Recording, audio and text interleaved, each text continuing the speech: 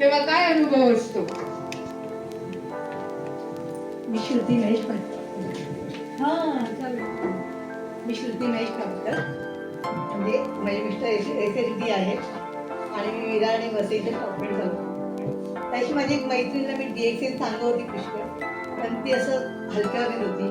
तिला मी तिला फ्री देत होती कारण तिच्या मुलीला प्रॉब्लेम होती, तर मी काही घेतली नाही. त्याची मला आणि मला पूर्ण सोळाचं कान पुष्कळ दुखते. मी डॉक्टरला जा, 2-3 डॉक्टर केले, काय फरक पडला नाही. म्हटलं मग ठीक आहे, ये माझ्याकडे, मी त्या कानात औषध घालते. त्याची आली.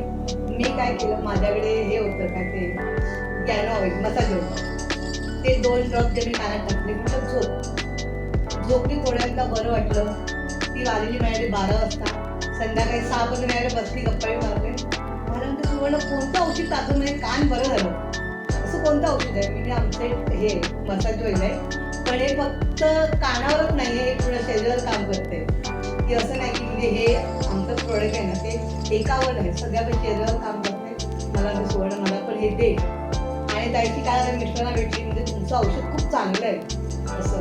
हे मग मी येणार आहे माझ्या मुलीला घेऊन, मला सगळं घ्यायचं आहे तुमचं चांगलं.